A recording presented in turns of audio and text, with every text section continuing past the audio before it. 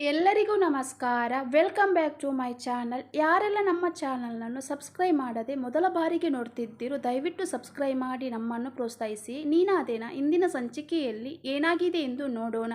ಸಂಚಿಕೆ ಮೊದಲಿಗೆ ವಿಶ್ವ, ಶಕುಂತಲ, ವೈಶು ವೇದಲ ಮನೆಗೆ ಬರ್ತಾರೆ. ಯಾಕೆಂದರೆ ಮದುವೆ ನಿಶ್ಚಯ ಮಾಡಲಿಕ್ಕೆ ಅಂತ ವೇದಲ ಮನೆಗೆ ಬರ್ತಾರೆ.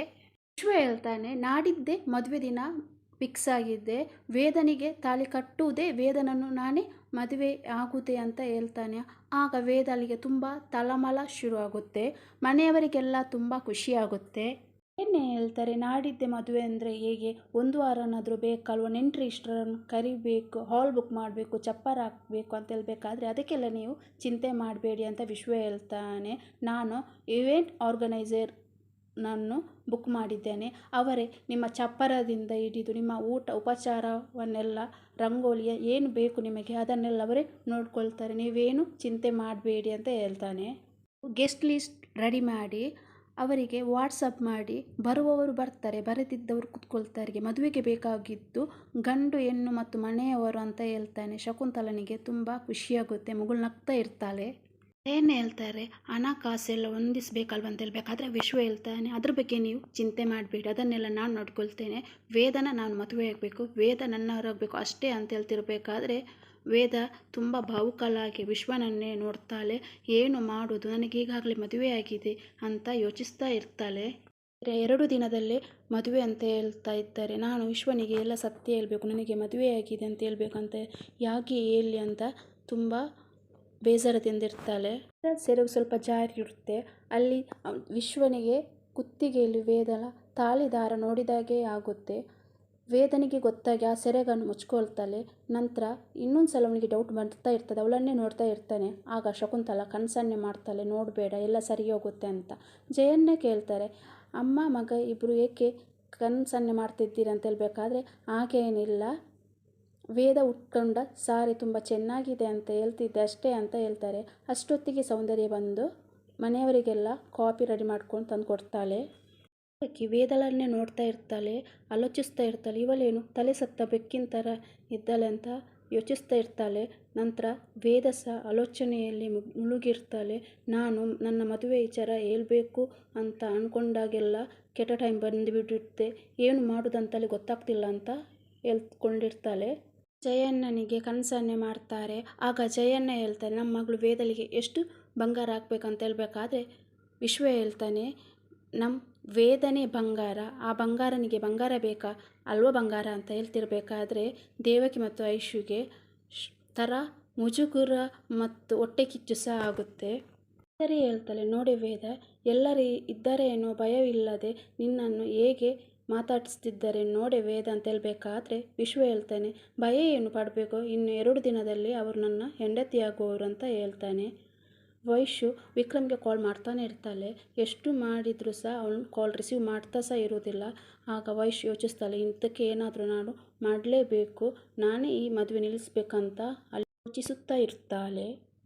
ನೀನು ತಗಡು ಆದರೆ ವೇದ ಬಂಗಾರ ಅಂತ ಹೇಳ್ತಾ ಇರ್ತಾಳೆ.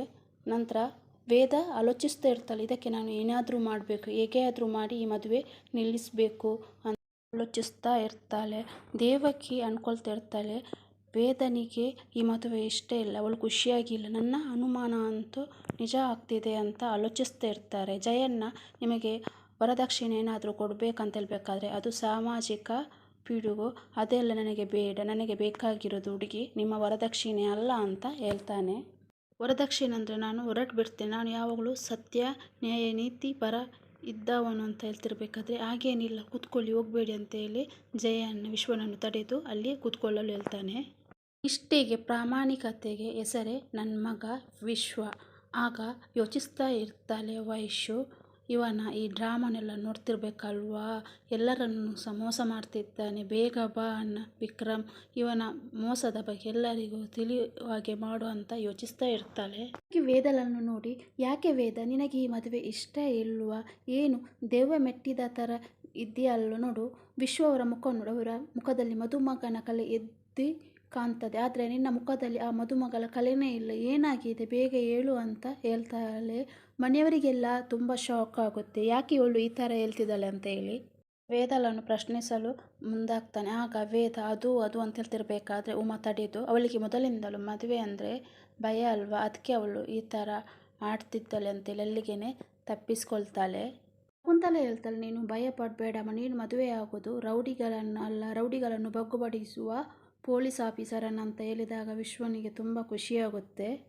ಯೋಚನೆ ಮಾಡ್ತಾ ಇರ್ತಾಳೆ, ಇನ್ನು ನಾನು ವಿಕ್ರಮನನ್ನು ಕಾಯುತ್ತಾ ಕೂತ್ಕೊಂಡ್ರೆ ಆಗೋದಿಲ್ಲ, ಈ ಮದುವೆ ನಡೆದು ಹೋಗುತ್ತೆ, ಅದಕ್ಕೆ ನಾನು ಏನಾದರೂ ನನ್ನ ಪ್ಲ್ಯಾನನ್ನು ಎಕ್ಸಿಕ್ಯೂಟ್ ಮಾಡಬೇಕಂತ ಯೋಚಿಸ್ತಾ ಇರ್ತಾಳೆ. ನಂತರ ಜಯನ್ ಹೇಳ್ತಾಳೆ, ನಿಮ್ಮಂಥ ನಿಷ್ಠಾವಂತ ಅಧಿಕಾರಿಯನ್ನು ಮದುವೆಯಾಗೋದು ನನ್ನ ಮಗಳು ತುಂಬ ಪುಣ್ಯ ಮಾಡಿದ್ದಾಳೆ ಅಂತ ಹೇಳ್ತಾರೆ. ಅಷ್ಟೊತ್ತಿಗೆ ವೇದ ಯೋಚಿಸ್ತಾ ಇರ್ತಾಳೆ, ಅಪ್ಪ ನನಗೆ ಈಗಾಗಲೇ ರೌಡಿ ಜೊತೆನೇ ಮದುವೆ ಆಗಿದೆ. ಆಗ ದೇವಕಿ ಯೋಚಿಸ್ತಾಳೆ, ನಿನ್ನೆ ಈ ಅಡಬೆ ಹೊರಗೆ ಹೋಗಿದ್ದಲ್ಲ, ಏನೋ ಆಗಿದೆ, ಇದನ್ನು ಹೇಗೆ ಬಾಯಿ ಬಿಡಿಸುವುದಂತ ಆಲೋಚನೆಯಲ್ಲೇ ಇರ್ತಾಳೆ. ವೇದಲಿಗೆ ನಿನ್ನೆ ನಶೆಯಲ್ಲಿ ತಾಳಿ ಕಟ್ಟಿರ್ತಾನೆ, ನಾನು ತುಂಬ ಮೋಸ ಮಾಡಿದ್ದೇನೆ, ಎಂಥ ಕೆಲಸ ಮಾಡಿಬಿಟ್ಟಿದ್ದೇನೆ ಅಂತೇಳಿ ಅವನಿಗೆ ಶಿಕ್ಷೆ ಕೊಡ್ತಾ ಇರ್ತೇನೆ. ಆಗ ಬಾಲಮುನ್ನ ಕೇಳ್ತಾರೆ, ನಿನ್ನೆ ನಿನಗೆ ಏನಾಗಿತ್ತಾನೆ, ಯಾಕೆ ಈ ಥರ ಮಾಡಿದ್ದೆ ಅಂತ ಹೇಳ್ಬೇಕಾದ್ರೆ ಗೊತ್ತಿಲ್ಲ ಏನಾಗಿದೆ ಅಂತ, ಆದರೆ ನಾನು ತಾಳಿ ಕಟ್ಟಲಿಕ್ಕೆ ಹೋಗಬೇಕಾದ್ರೆ ನೀವು ನನ್ನನ್ನು ತಡಿಬೋದಿತ್ತಲ್ಲ ಅಂತ ಹೇಳ್ಬೇಕಾದ್ರೆ ನಾವು ನಿನ್ನನ್ನು ಎಷ್ಟಂತ ತಡೆಯುವುದು, ಆದರೆ ನೀವು ನಮ್ಮನ್ನು ಸಹ ತಡೆದು ಹೋಗಿ ವೇದದ ಅತ್ತಿಗೆ ತಾಳಿ ಕಟ್ಟಿಯೇ ಬಿಟ್ಟಿದ್ದೀರಿ ಅಂತ ಹೇಳ್ತಾರೆ.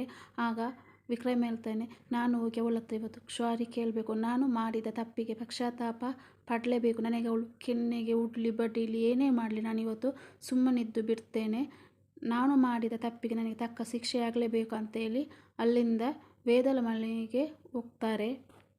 ಯಾರೆಲ್ಲ ಗೆಸ್ಟಿಗೆ ಕರಿಬೇಕಂತ ಹೇಳ್ತಾಳೆ, ಅದೇ ಪ್ರಣಿ ಯಾರನ್ನೆಲ್ಲ ಕರಿಬೇಕು ಅಂತೇಳಿ ಲಿಸ್ಟ್ ಬರಿತಾ ಇರ್ತಾನೆ. ನಂತರ ಅಮ್ಮ ಹಾಸ್ಟೆಲ್ನವ್ರಿಗೆ ಸಹ ಹೇಳ್ಬೇಕು ವೇದ ಅಕ್ಕ ಇದ್ದದ್ದಂತ, ಆಯಿತು ಎಲ್ಲರಿಗೆ ಹೇಳೋಣ ಅಂತೇಳಿ ಲಿಸ್ಟ್ ಮಾಡ್ತಾ ಇರ್ತಾರೆ. ಐಶು ಹತ್ರ ಹೇಳ್ತಿದ್ದಾರೆ, ಇದು ಇವರು ಮದುವೆಗೆ ಲಿಸ್ಟ್ ಮಾಡೋದು ಅಥವಾ ಇವರ ತಿಥಿಗೆ ಲಿಸ್ಟ್ ಮಾಡ್ಬೋದು ಅಂತ ಹೇಳ್ತಿರ್ಬೇಕಾದ್ರೆ ಐಶು ಹೇಳ್ತಾಳೆ, ಮೋಸ್ಟ್ಲಿ ತಿಥಿಗೆ ಇರಬೇಕು, ಇವಳನ್ನು ಮದುವೆ ಆಗೋದೆಲ್ಲ ಸತ್ತೇ ಹೋಗಿದಾರಲ್ವಾ ಅಂತ ದೇವಕಿ ಹೇಳ್ತಾಳೆ, ಅದಕ್ಕಾಗಿ ತಿಥಿ ಇರಬೇಕು ಮೋಸ್ಟ್ಲಿ ಅಂತ ಹೇಳ್ತಾ ನಗ್ತಾ ಇರ್ತಾಳೆ. ಹೇಳ್ತಾರೆ ಹಾಲ್ ಇಲ್ಲಿ ಬುಕ್ ಮಾಡೋದು ಅಂತ ಹೇಳ್ತಿರ್ಬೇಕಾದ್ರೆ ವಿಶ್ವ ಹೇಳ್ತಾನೆ, ನೀವು ಅದ್ರ ಬಗ್ಗೆ ಎಲ್ಲ ಚಿಂತೆ ಮಾಡಬೇಡಿ, ನಾನು ಮೊದಲೇ ಹೇಳಿದ್ನಲ್ಲ ಇವೆಂಟ್ ಆರ್ಗನೈಸರ್ ಇದ್ದಾರೆ ಅಂತ, ಅವರು 5 ಸ್ಟಾರ್ ಹೋಟೆಲ್ ಬುಕ್ ಮಾಡಿದ್ದಾರೆ ಅಂತ ಹೇಳ್ತಿರ್ಬೇಕಾದ್ರೆ ಮನೆಯವರಿಗೆಲ್ಲ ಶಾಕ್ ಆಗುತ್ತೆ. ದೇವಕಿ ಹೇಳ್ತಾಳೆ ಐಶು ಹತ್ರ ಫುಲ್ ಎಲ್ಲ ಇದೆ ಎಲ್ಲ ಅಂತ ಹೇಳ್ತಿರ್ಬೇಕಾದ್ರೆ ಶಕುಂತಲ ವಿಶ್ವನ ಹತ್ರ ಕೇಳ್ತಾಳೆ, ನೀನು ಅಷ್ಟೊಂದು ಹಣವನ್ನು ಎಲ್ಲಿಂದ ತರ್ತೆ ಅಂತ ಹೇಳ್ಬೇಕಾದ್ರೆ, ಅಮ್ಮ ನಾನು 2 ವರ್ಷ ದುಡಿದ ಹಣವನ್ನೆಲ್ಲ ಸೇವಿಂಗ್ಸ್ ಮಾಡಿದ್ದೇನೆ, ಇವತ್ತು ನಾನು ಖರ್ಚು ಮಾಡೋದು ಯಾರಿಗೆ ಹೇಳು, ನಮ್ಮ ವೇದನಿಗೋಸ್ಕರ ಅಂತ ಹೇಳಿದಾಗ ಶಕುಂತಲವರು ಸುಮ್ಮನಾಗಿ ಅಲ್ಲಿಗೇನೆ ಸ್ಮೈಲ್ ಕೊಡ್ತಾರೆ, ಖುಷಿಯಲ್ಲಿರ್ತಾರೆ. ಆದರೆ ವೇದ ಮಾತ್ರ ತುಂಬ ಬೇಸರದಿಂದ ವಿಕ್ರಮ್ ಬಗ್ಗೆ ಯೋಚಿಸ್ತಿರ್ತಾರೆ. ಮನೆಯಲ್ಲಿ ಅಪ್ಪ ಅಮ್ಮ ಹೇಳಿದ್ರು, ವಿಕ್ರಮ್ ಸಾಹಸ ಮಾಡಬೇಡ, ಅವನು ಒಳ್ಳೆಯವನಲ್ಲ ಅಂತ ಹೇಳಿದ್ರು, ಆದರೂ ಸಹ ನಾನು ಕೇಳದೆ ಅವನ ಸಾಹಸ ಮಾಡಿಬಿಟ್ಟು ಇವತ್ತು ನನ್ನ ಪರಿಸ್ಥಿತಿ ಇಲ್ಲಿವರೆಗೆ ಬಂದಿದ್ದೆ ಅಂತ ಯೋಚಿಸ್ತಾ ಇರ್ತಾಳೆ.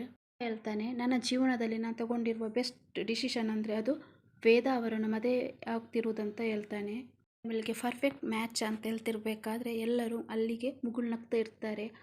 ವೈಶುಗೆ ತುಂಬ ಕೋಪ ಬರುತ್ತೆ, ಅಲ್ಲಿಂದ ಎದ್ದು ಹೊರಗಡೆ ಬರ್ತಾಳೆ. ಕಾಲ್ ಮಾಡಿ ಈ ಮದುವೆ ಬಗ್ಗೆ ವಿವರಿಸ್ತಾಳೆ. ಮದುವೆ ನಿಲ್ಲಿಸುವಾಗ ಏನು ಅವಳ ಹತ್ರ ಗುಟ್ಟಾಗಿ ಹೇಳ್ತಾಳೆ. ನಂತರ ಫೋನ್ ಕಟ್ ಮಾಡಿ ಮನೆಯೊಳಗೆ ಬರುತ್ತಾಳೆ. ಹೀಗೆ ಬಾಲಮುನ್ನ ಹೇಳ್ತಾರೆ, ನೀನೀಗ ಅಲ್ಲಿಗೆ ಹೋಗಿ ಕ್ಷಮೆ ಕೇಳ್ತೇನೆ ಅಂತ ಹೇಳ್ತಿದ್ದೆಲ್ಲ, ಯಾವ ಮುಖ ಹೊತ್ಕೊಂಡು ಹೋಗ್ತೀನಿ ಅಂತ ಹೇಳ್ಬೇಕಾದ್ರೆ, ನಾನು ವಿಶ್ವನನ್ನು ಮದುವೆ ಆಗ್ತಾಳೆ ಅಂತ ವೇದ ಕೋಪದಿಂದ ಮದುವೆ ಆಗಲಿಲ್ಲ, ವಿಶ್ವ ಒಂದು ಹುಡುಗಿಗೆ ಪ್ರೀತಿಸ್ತೇನಂತೇಳಿ ಮೋಸ ಮಾಡಿ ಪ್ರೆಗ್ನೆಂಟ್ ಮಾಡಿದ್ದಲ್ಲದೆ ಅವಳನ್ನು ಈಗ ಮದುವೆ ಆಗೋದಿಲ್ಲ ಅಂತ, ಅದಲ್ಲದೆ ಸುಳ್ಳು ಕೇಸ್ ಆಗ್ತೇನೆ ಅಂತ ಹೆದರಿಸ್ತಿದ್ದಾನೆ, ಅದಕ್ಕೋಸ್ಕರ ನಾನು ಈ ಥರ ಮಾಡಿದೆ, ವೇದ ಲೈಫ್ ಹಾಳಾಗಬಾರ್ದು, ಅವರು ಒಳ್ಳೆಯದಾಗಿರ್ಬೇಕಂತೇಳಿ ಈ ಥರ ಮಾಡಿದೆ ಅಂತ ಹೇಳ್ತಾನೆ. ನಂತರ ಅವಳು ನನಗೆ ಏನೇ ಹೇಳಿ ಏನೇ ಹೊಡಿಲಿ ಬಡಿಲಿ ನಾನು ಅವಳ ಹತ್ರ ಏನು ಒಂದು ಚೂರು ಮಾತಾಡದೆ ಸುಮ್ಮನೆ ಇರ್ತೇನೆ ಅಂತ ಹೇಳ್ತಾನೆ. ಖುಷಿಯಿಂದ ಮೀಸೆ ತಿರುಗ್ತಾ ಇರ್ತಾನೆ. ವೈಶು ಮನಸ್ಸಲ್ಲೇ ಅಂದ್ಕೊಳ್ತಾ ಇರ್ತಾಳೆ, ತಿರು ನಿನ್ನ ಮೀಸೆ ಮಣ್ಣಾಗುವ ಟೈಮ್ ಬಂದೇ ಬಿಡ್ತದೆ, ನಾನು ನೋಡ್ಕೊಳ್ತೇನೆ, ನಿನ್ನ ಬಂಡವಾಳ ಈಗ ಬಯಲಾಗುತ್ತೆ ಅಂತ ಯೋಚಿಸ್ತಾ ಇರ್ತಾಳೆ. ಈಗ ನೀನು 2 ನಿಮಿಷದಲ್ಲೆಲ್ಲ ತಯಾರು ಮಾಡ್ಕೊಂಡು ಬರಬೇಕು, ಟೈಮ್ ಇದೆ ಅಂತ ಹೇಳಬೇಕಾದ್ರೆ ಯಾರೋ ಒಂದು ಹೆಸರು 1 ನಿಮಿಷ ಅಂತ ಕರೆದಾಗ ತಿರುಗಿ ನೋಡಿದಾಗ ಅಲ್ಲಿ ಪ್ರಿಯ ಆಗಿರ್ತಾರೆ. ವಿಶ್ವನಿಗೆ ಅವಳನ್ನು ನೋಡಿ ತುಂಬ ಶಾಕ್ ಆಗುತ್ತೆ, ಆದರೆ ವೈಷ್ಣವಿಗೆ ಅವಳನ್ನು ನೋಡಿ ತುಂಬ ಖುಷಿಯಾಗುತ್ತೆ. ಬಳಿ ಬಂದು ಸಾಹೇಬ್ರಿಗೆ ನಾನು ಯಾರು ಅಂತ ಗುರ್ತು ಸಿಗಿತ್ತಂತ ಹೇಳ್ಬೇಕಾದ್ರೆ ವಿಶ್ವ ಏನು ಗೊತ್ತಿಲ್ಲದಾಗೆ ಅವಳ ಮುಖವನ್ನೇ ನೋಡ್ತಾನೆ. ಏನು ಅನ್ಯಾಯ ಮಾಡಿದ್ದೀರಂತೇಳಿ ನಿಮಗೆ ನೆನಪಿದೆ ಅಂತ ಹೇಳ್ಬೇಕಾದ್ರೆ ವಿಶ್ವನಿಗೆ ಶಾಕ್ ಆಗಿ ಅವಳ ಮುಖವನ್ನೇ ನೋಡ್ತಾನೆ. ಈಗ ಇಲ್ಲಿ ಏನು ನಡೀತಿದೆ ಅಂತಲೇ ಗೊತ್ತಾಗ್ತಿಲ್ಲ.